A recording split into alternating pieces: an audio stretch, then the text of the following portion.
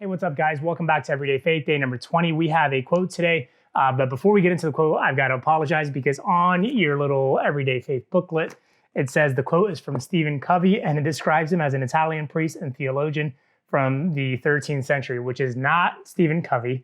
The quote is not from Stephen Covey. Stephen Covey was actually a business and leadership kind of manager guru from the 20th century. He lived in the 1900s.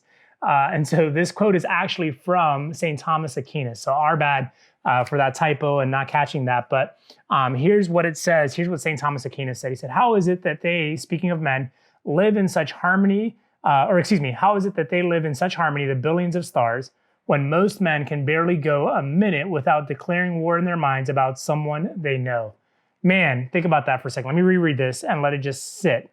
How is it they live in such harmony, the billions of stars, when most men can barely go a minute without declaring war in their minds about someone they know? Now, this is kind of deep, but let me break it down for you.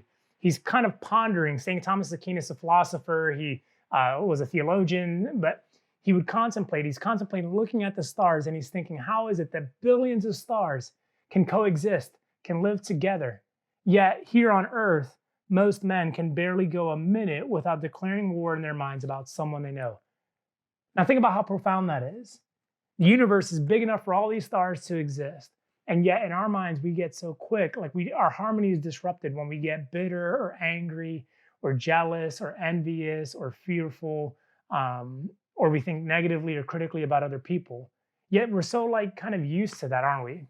And it's like that's kind of our normal pattern or routine, is to just chop down other people. Like someone does something at work, another lady or another guy at the office or at your place of employment, and you feel like they're undercutting you or they're disrespecting you, or you feel like maybe they're trying to one-up you and make you look less than in front of your boss or in front of your peers.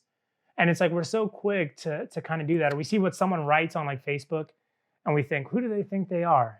You know, what makes them think that they can write that? Or what makes them think that they can say that or be that way?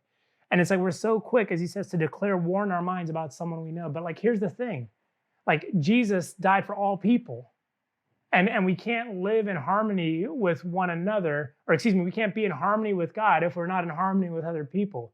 It doesn't mean that we can't be hurt. It doesn't mean that things don't frustrate us.